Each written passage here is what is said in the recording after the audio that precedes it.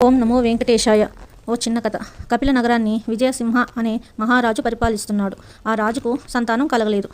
తదనంతరం రాజ్యానికి వారసుడు కావాలని ఎంపిక చేసి చక్కని శిక్షణ ఇవ్వాలని నిర్ణయించుకున్నాడు. పొరుగు రాజ్యాల యువరాజులందరినీ ఆహ్వానించాడు. వారికి ఒక విచిత్రమైన పరీక్ష పెట్టాడు విజయసింహుడు. అంతఃపురంలో 2 పక్షులున్నాయి. ఒకటి అందాలు వలకపోసే పక్షి, రెండోది వీణుల విందుగా పాటలు పాడే పక్షి అని చెప్పాడు. యువరాజులకు పరీక్ష మొదలైంది. రాజు తన 2 పక్షులను వేరు పంజరాల్లో ఉంచి రాజదర్బారు హాలుకు వెనక ఉన్న గదిలో పెట్టాడు. సభలో ఉన్న రాజకుమారులకు ఆ గది నుండి శ్రావ్యమైన పాట వినబడింది. ఆ పాట వేణుగానంతో సమానంగా ఉంది. పాట అయిన తరువాత భటులు 2 పంజరాలను సింహాసనానికి దగ్గరగా ఉంచారు. విజయసింహుడు సభను చూసి, రాకుమారులారా, ఈ పక్షుల్లో ఏది బాగా పాట పాడిందో గుర్తించమని అడిగాడు. అప్పుడు ఒక్క రాకుమారుడు తప్ప అందరూ అందంగా కనబడే రామచిలుకకే శ్రావ్యంగా పాడిందని తేల్చి చెప్పారు. కానీ ఆ ఒక్క రాకుమారుడు మాత్రం కోకిలను గుర్తించి ఆ రాజ్యానికి వారసుడిగా ప్రకటించబడ్డాడు.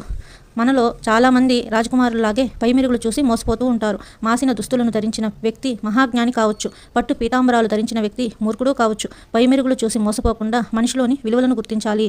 ఓం నమో వెంకటేశాయ.